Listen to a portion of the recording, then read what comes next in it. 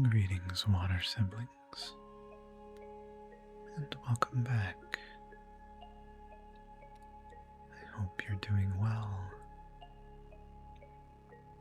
Today, we will be attempting the Raising Indrix quest, starting here in Qud. Last time, we acquired some new cybernetics and gear that will hopefully assist us today.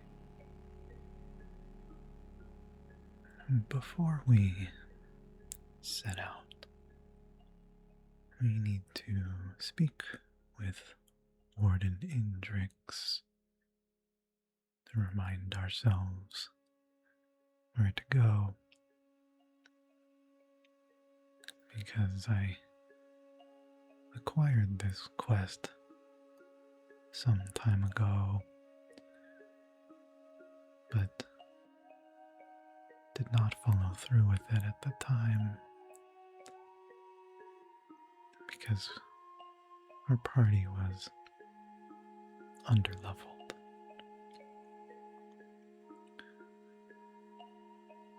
So let's see what he has to say. Is Mammon dead? Have you recovered the talisman? Where will I find him again, Warden Indrix? Just south of the village, there's a river that runs an eastwardly course into the jungle. Follow it to the goat folk village. There you will find Mammon. My thanks, Warden.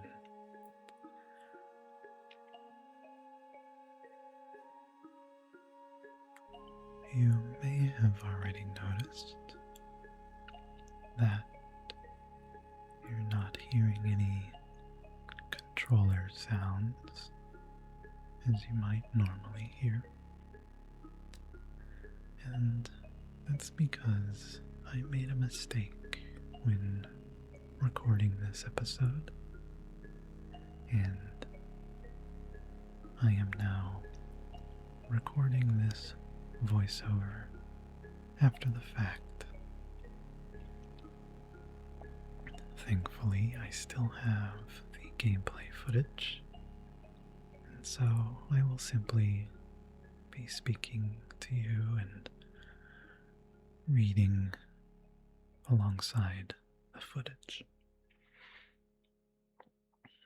I will, however, take this opportunity while my previous self situates themselves and whips up a meal and manages inventory to read the starting quest dialogue with Warden Indrix. As I mentioned, I picked up the quest a number of episodes ago, so I would like to provide the context for beginning this quest. I will be reading this directly from the Caves of Qud wiki. So when we first meet Warden Indrix, goat folk pariah in Qud, he says, "Make haste, traveler. I am in search of work, Warden." Grah, there is but one task I know to offer. It is most treacherous, and in all likelihood you will perish. Is your interest waned? No, Warden, continue. There is a river just south of the village that runs an eastwardly course into the jungle. Along its bank lies a goat folk village. There resides a mighty shaman, Mammon Soul Drinker. He is in possession of a talisman of great power, an amaranthine prism that refracts the psyche of its handler in much the same way as Mayor Nuntu has explained to me. A common prism refracts light. The thing is cursed, traveler. No man or goat may safely wield it for long. You must travel to the village and retrieve the prism from Mammon by any means necessary. Do you understand? Why don't you retrieve it yourself? Because, traveler, Mammon is my elder brother. He would discern my presence before I could strike. Is there anything else I should know? There is. Firstly, Mammon will likely have several goat folk under his enthrallment, and they will protect him at all costs. Secondly, take care to stay out of Mammon's reach, for his power is most potent when he may lay hands on you.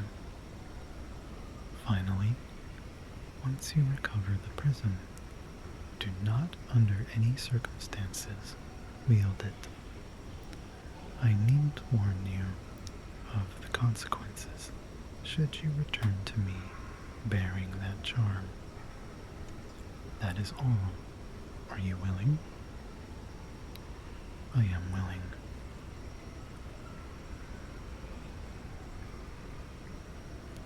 And we accept raising Indrix.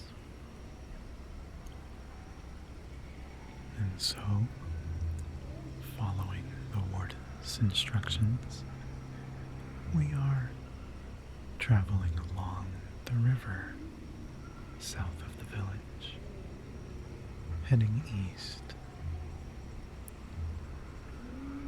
In these jungles are Neftali tribespeople and local wildlife. The Neftali are wood sprogs following and worshipping their godheads, which I believe we'll see soon.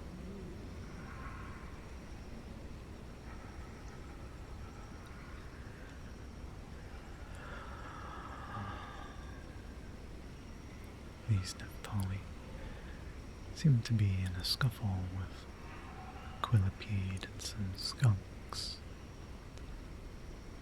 so we will be ignoring them. Oh, except for this wrench I found. I definitely want the wrench, since we're now heading down the path of a tinker. I think it's appropriate to acquire the wrenches.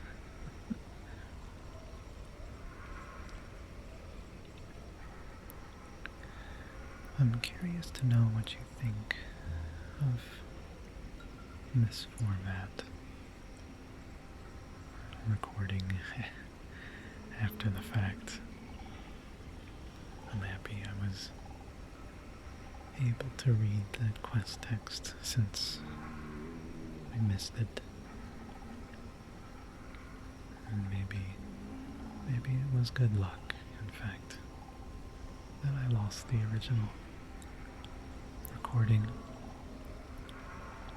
But let me know. This is a little different than normal.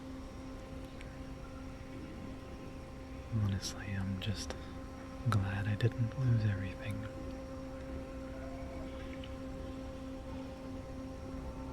And I thank you so much for adventuring with me. It really means a lot.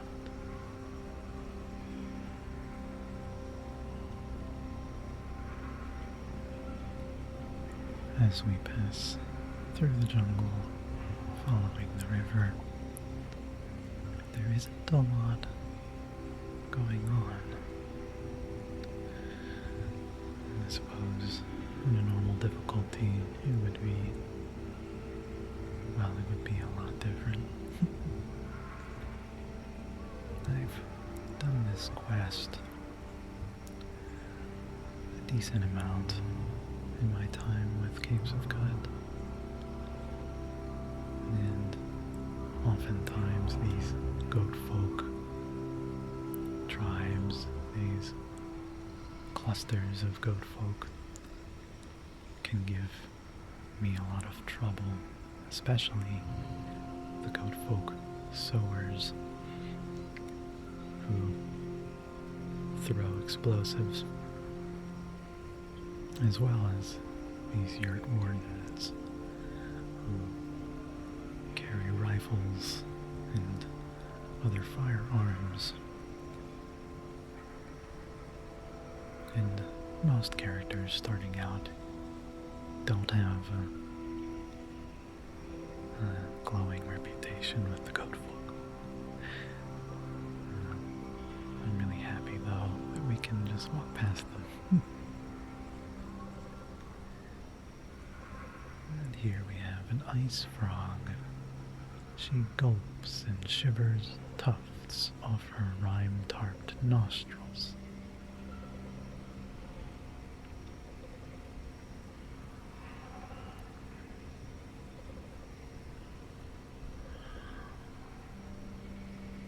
I love the sounds of the jungle.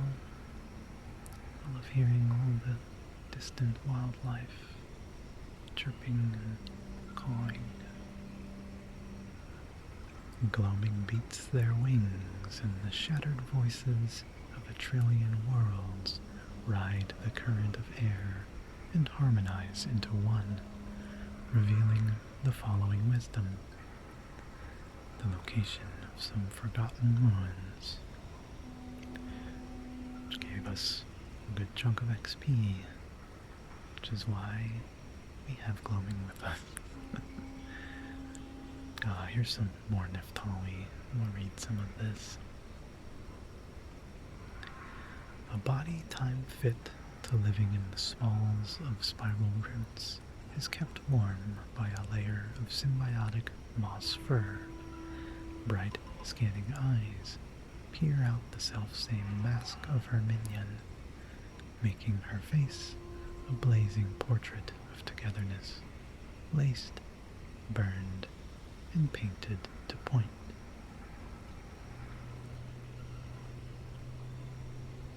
Blessed be the Godhead, whom we plenish and uplift. And there we find the unplanished Godhead, a greebled egg of metal and circuited glass was fished from the chrome fall to be welded on and serve as spiritual center mass for a minion of Woodsprogs. Their sensory pain remains unplanished, and so they have yet to show the growth rings of communal meaning.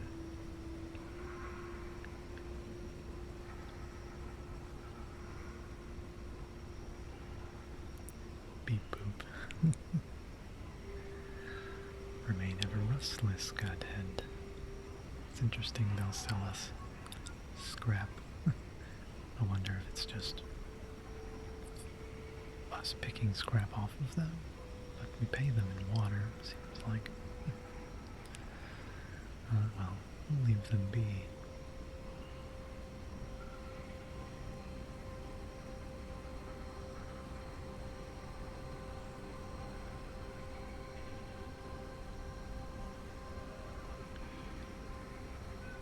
And traveling through these jungles, it can be frustrating with all of the mangrove trees that stop you in your path. And you have to walk around them, navigate them. Ah, some brick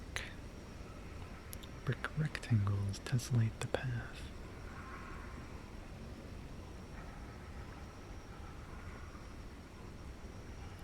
And here we have a flayed goat folk corpse, a crumpled and horned frame of tendons and muscle, rot in putrid black blood. It seems we are following the right path. Some leavings of mammon, more corpses and blood.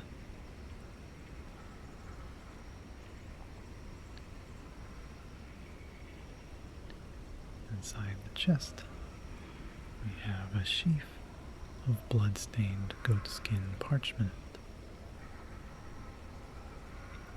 Now I confer upon myself sovereignty over the artifice of language, that the other may possess sight of the path along which I lead my thralls, toward Amaranth, O deathless city, whence my cloven-hoofed children dream themselves into being. Here Mammon, their beneficent father, he who is wrought of his own dream stuff, amaranthine Mammon, amaranthine father, amaranthine dream. Inscrutable ramblings. Yet feast upon the goat hearts.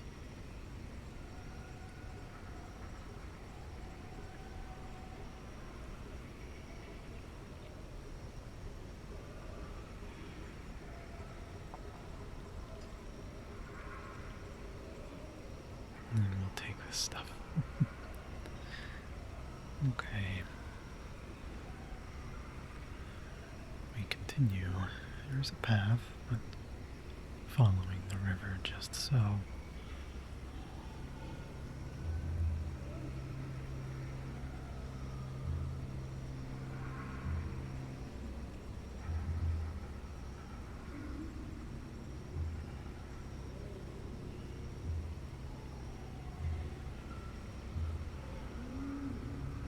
The river continues north.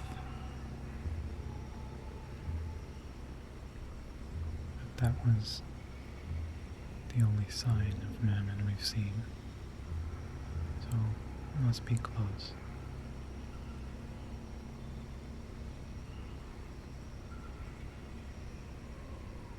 Nothing else in this area.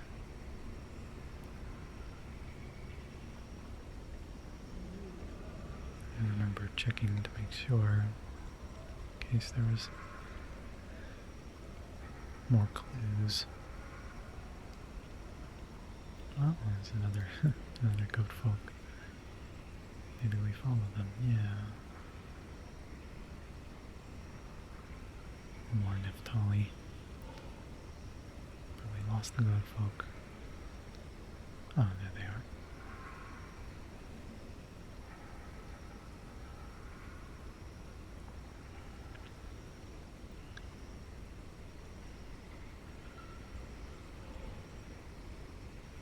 The Naphtali seem to end up in fights with the local skunks and generally any of the creatures around, seems like. But they leave us alone, so we'll leave them be.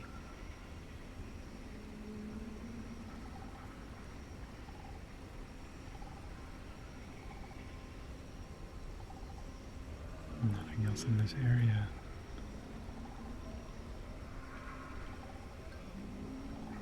I remember not knowing for sure if I was on the right path.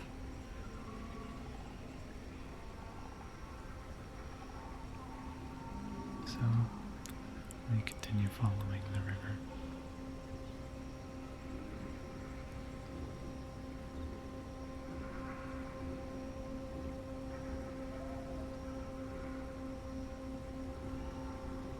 Oh, more fighting, of course. And another godhead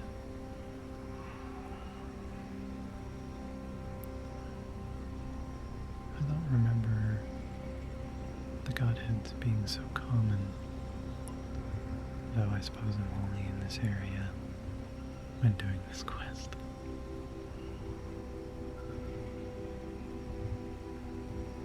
Okay.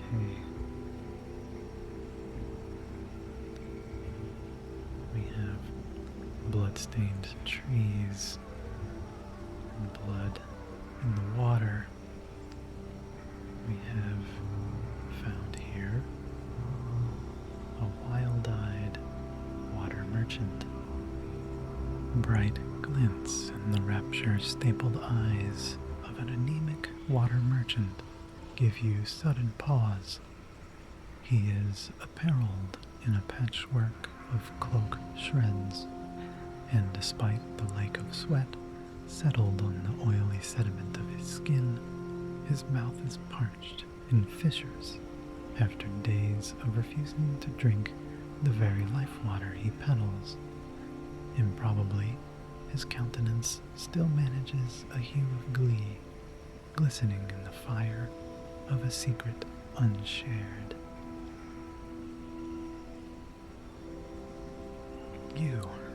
Are you come to attend his waking dream? Nor do I have cloven hooves, but yes, a cloven mind. Who are you? Who am I? Who are you?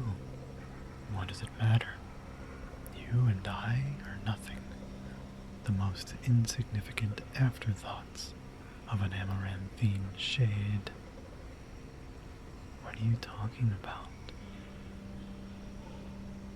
The amaranthine dream.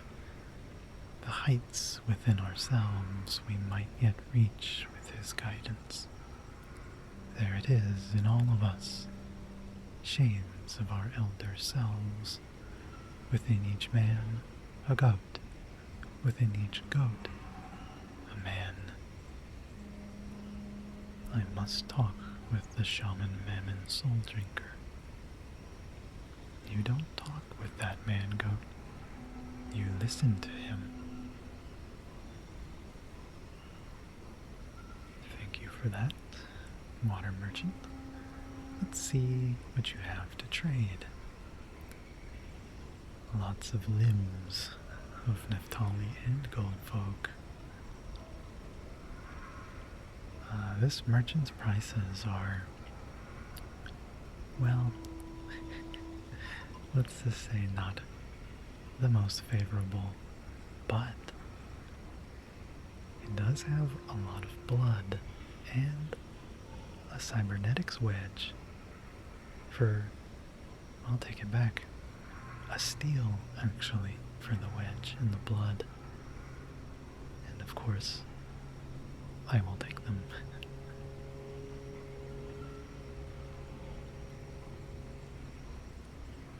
Did I decide not to? I think I was hesitant at first to trade with this follower of Mammon, but I do indeed purchase the credit wedge and the blood. And since the blood was all the same price, I took the most. Traded it for a couple weapons we picked up. Weapons we don't need. Thinking some nuggets to even it up. Yeah. Pony up 11 drams. The wedge was really good. I'm glad we found that. Lucky. There we see the deep pools of brackish blood diluted in the water. The only thing left to do now is follow the blood.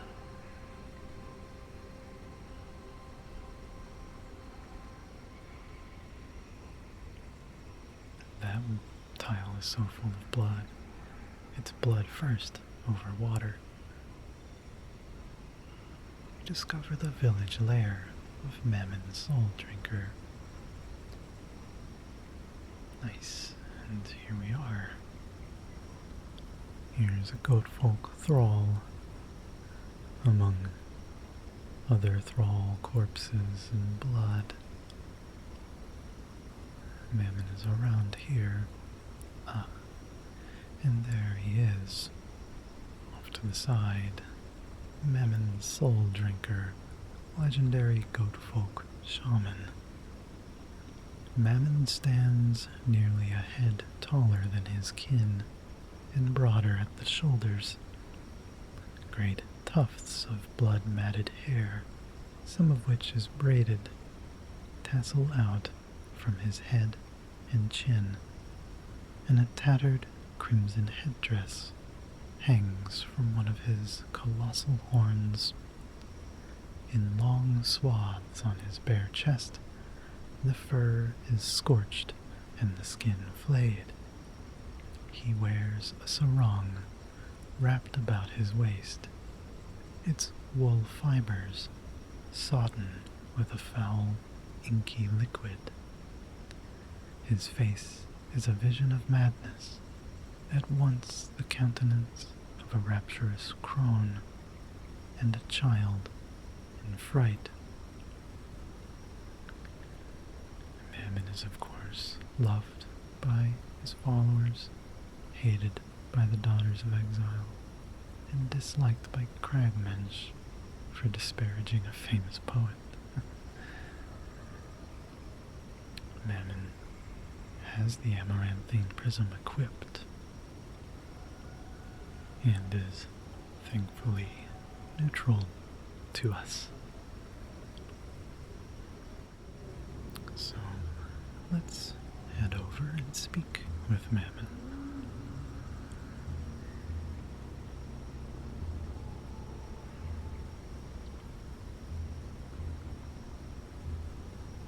Hunt well, Gra. So we can perform the water ritual, and Mammon requests blood for the water ritual, which we did acquire. And without really thinking of the consequences, it is what I do.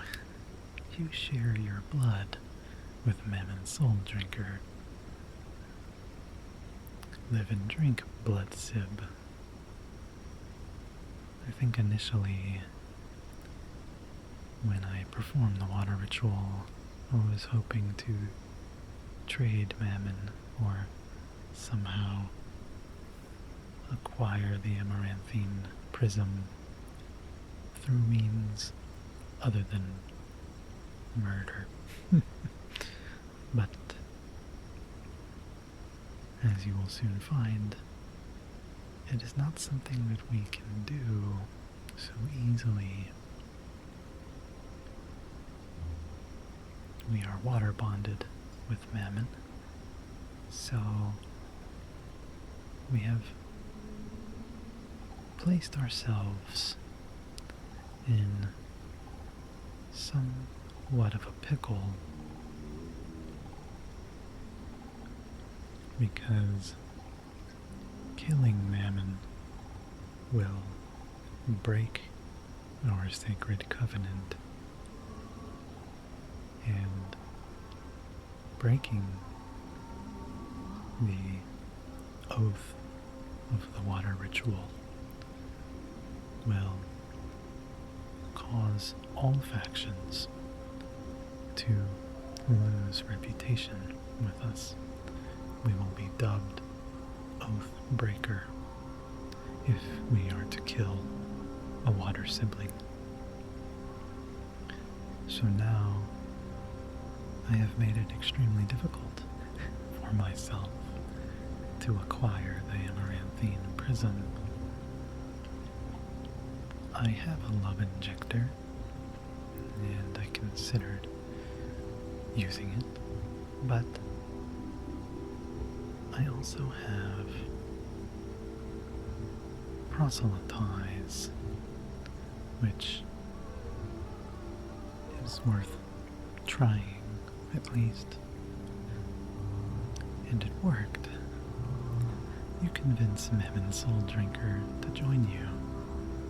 So now not only are we water bonded to Mammon, he is now in our party and has replaced the brown sludge or slime that has been with us. Oh yes, I gave Mammon a dagger to see if he would equip it and unequip the prism, but I don't think that's even possible. I think the prism is more like a neck item of some sort. So around this moment is when I was realizing the breadth of what I have done. And this is certainly not at all what I expected or intended to do in this quest.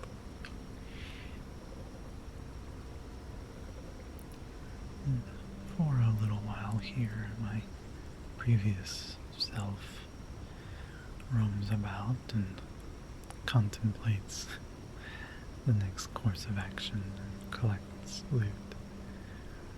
And so I will skip past some of that and move directly to this moment where I decide there's only one thing that I can do to prevent becoming an oath breaker and still acquire the amaranthine prism is to take Mammon directly to Qud and see what they do. And I think since Mammon is friendly to us, no one seems to bat an eye at him tagging along with us. Warden Indrix especially seems to be unfazed by Mammon's presence, and asks if he is dead when he is standing just next to him. Though I don't think the game is prepared for something like this, where Mammon is friendly. And so we're left with really one option, and it is to have the town of Qud deal with Mammon, since we cannot kill him directly lest we become branded Oathbreaker. I find a nearby wood sprog to proselytize, thus releasing Mammon from our party. And I will do my best here to narrate a play-by-play as this happens. Mammon enters a nearby home while taking fire from Crowsong. Mammon murders the villager inside and exits to continue killing.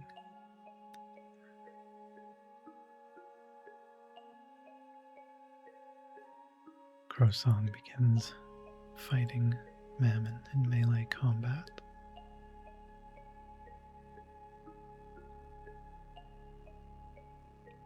Mayor Nuntu attempts to shame Mammon, but it doesn't work. Crowsong's weapons are sparking electricity, and Mammon Soul Drinker casts Burgeoning, summoning a thrust of red death dakas. And these trees are hostile to most creatures, not to us though. And I'll read the description of those trees later. Mayor Nuntu is trapped in one. Something exploded, and I'm not sure what.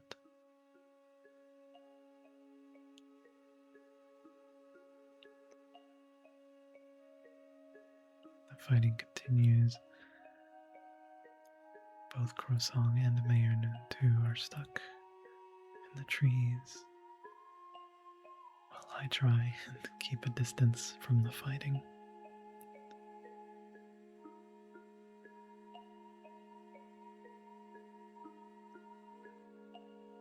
Mammon is injured so far, but is a healthy distance from the mayor and Crosong. I think Mammon is heading to murder the nearby wood sprogs, casting burgeoning once again, slamming the caravan guards, and fighting Mayor Nuntu directly. I think at this moment I realized that I don't want Mayor Nuntu to die, and so I try and deploy a turret to assist the mayor, and all I have is a musket. So, a musket turret that I load with some ammunition.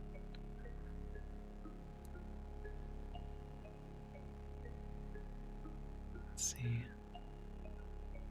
It doesn't look good for Mayor Nuntu, so I don't think he's armed with any weapons. He's a scholar. How many shots does this turret shoot? I saw one, but it wasn't enough. Mayor Nuntu dies. I was really unprepared for the consequences of the water bonding with Mammon, and I didn't expect to lose Mayor Nuntu because of it. And more than that, I wasn't prepared for the bloodshed and the number of casualties of Kyakukia villagers that would come from this. I was honestly hoping that Warden Indrix would help, maybe kill Mammon directly, but the warden seems uninterested in actually protecting this village and is nowhere to be found. So the villagers handle Mammon themselves, and the Great Saltback lands the killing blow.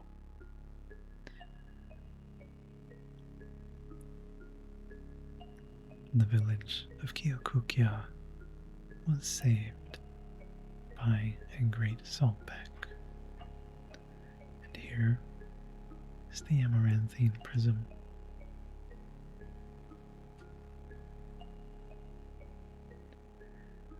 A starless triangular prism of black glass holds still,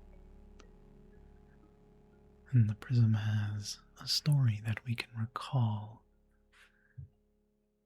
that I will be reading the 3 pages a little later. But we acquire the prism and pick up some of the other pieces of gear that Mammon drops. A wrist warmer and some armor, gas mask. And we'll take the artifact and some of these weapons.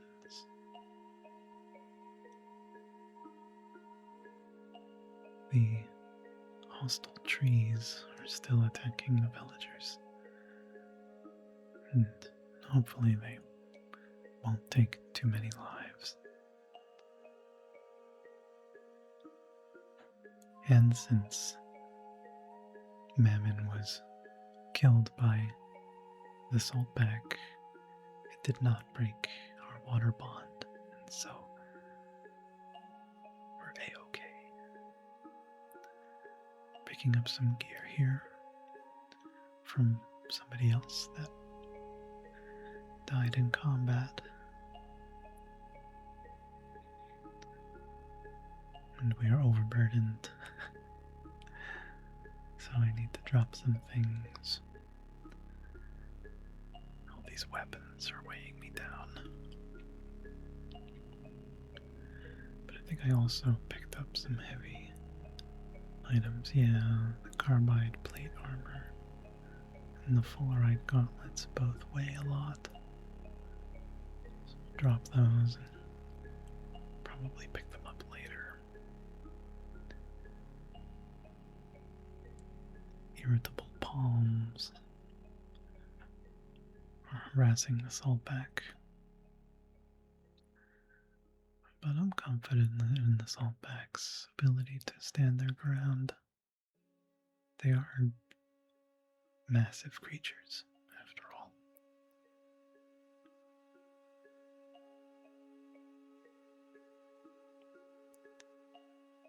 So, Mammon murdered villagers, destroyed some infrastructure, and Warden Indrix didn't even notice. Seems uncaring of what happens in the village.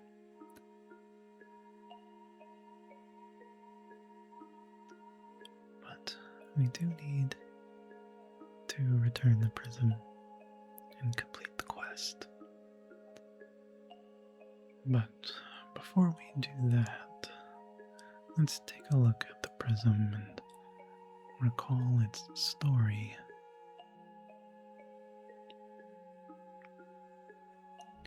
The black glass. Yuri the jeweler mumbled, with a stone in his hand. Lapis from the shore of songs, said the boy.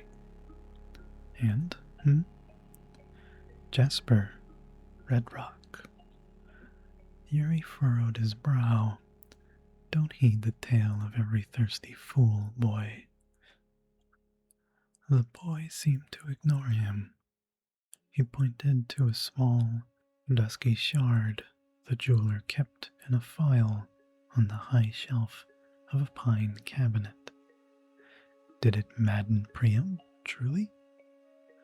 Yuri glanced over his shoulder at the black glass and sighed. Indeed, boy, though I've heard it told all kings are mad. Who else would think themselves fit to rule as eaters? From which shore was it called? Asked the boy. None of this world. Do you know the tale of Toe?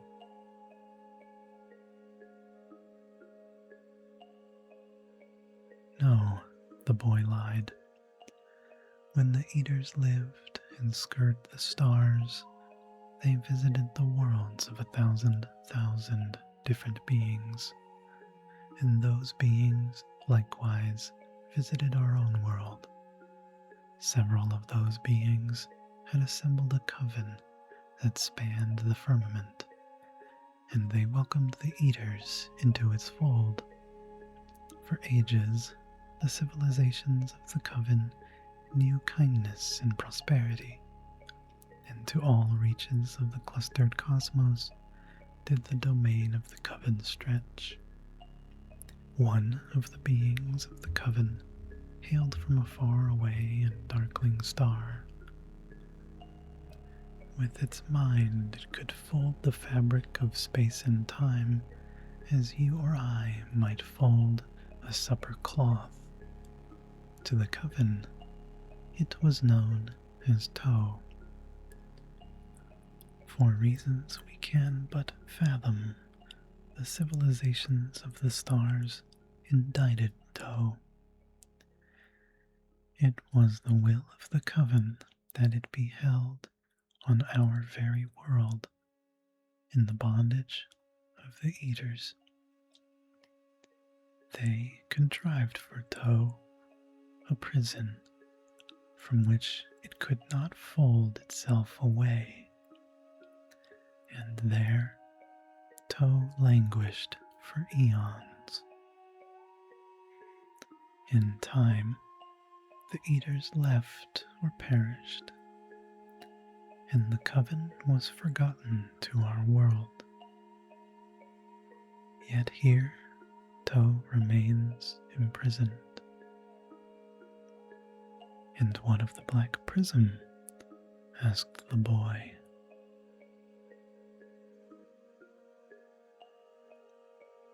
A handful of black sand drawn from the shores of a dreary rock that spun about Toe's star. The sands were fired in the burning gases of that star and cooled suddenly when Toe appeared in Qud a moment thence. It is said that Toe bestowed the glass to an ancient custodian of its prison so that the man might free it. Once the man had chosen to wield the glass, it began to mantle with an amaranthine hue. You see, those that peer through its faces are given to fits of madness, for they see the world by the light of Toe's star, and they see themselves as Toe does. What will become of it? Does it frighten you? Immensely.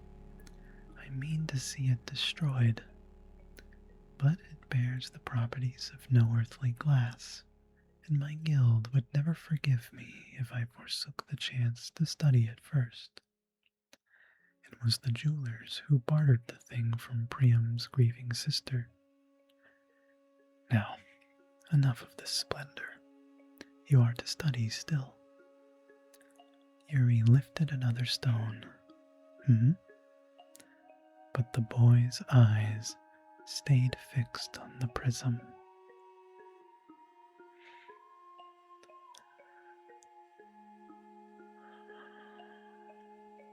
I really liked that story. I liked hearing about the eaters and Toe specifically. That was cool. Now, let's talk to Warden. Is Mammon dead? Have you recovered the talisman? Yes, Mammon is dead, and I possess the prism. No thanks to you, Warden. Is it so? Only a ferocious warrior could have slain Mammon. You must be such a warrior. That's right, Warden. It was definitely me who slayed Mammon, and not a local saltback.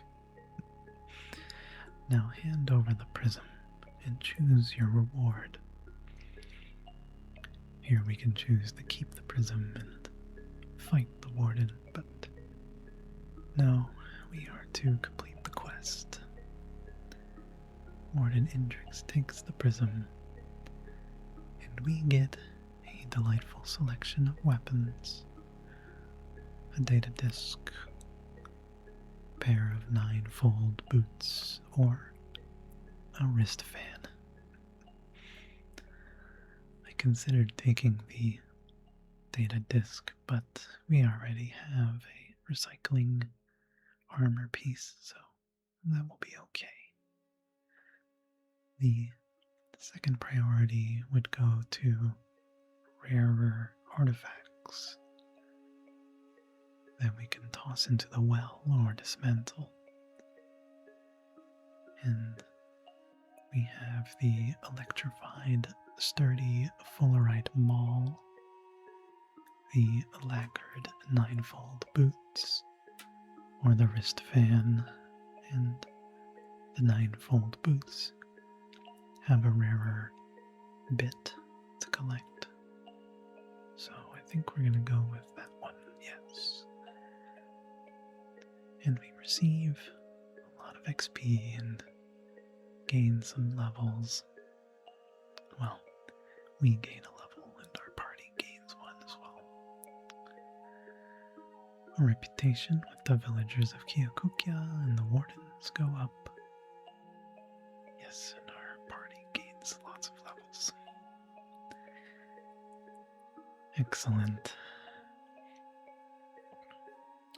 Let's go see how the saltback is doing. They seem to be doing okay. They're clearing out the dakas, but is badly wounded. Oh no, that's the daka that's wounded, but it's displaying the saltback is engulfed by a red death daka. The saltback is injured from these trees. So let's see if we can read some of these descriptions. The great saltback. Words fail to contain the paradox of her domesticated immensity. Drifts on the cultural seas have swept a particular fable to your attention. Long ago, far away, folks supposed all of everything rested on the back of a world tortoise. Surely that flight of fancy came to someone gazing on a great saltback. Or does your own vision echo through the past to partake in its creation? And so sits the slayer of Mammon Soul Drinker, engulfed by a red death daka. A singular red death daka. Despite the fact that this great saltback is immensely huge. And the red death daka. Inverted hands are soaked in the blood of fauna whose minds were tricked by the patterned bunches of its unbananas. Its fronds are stiffer than its look's sake. And those are the trees that Mammon summoned from the ground alongside irritable palms and witchwood trees, yonder brush and lag root, thorny roots swollen with age furcate into neuronal likeness. Their dendritic tubers await binding.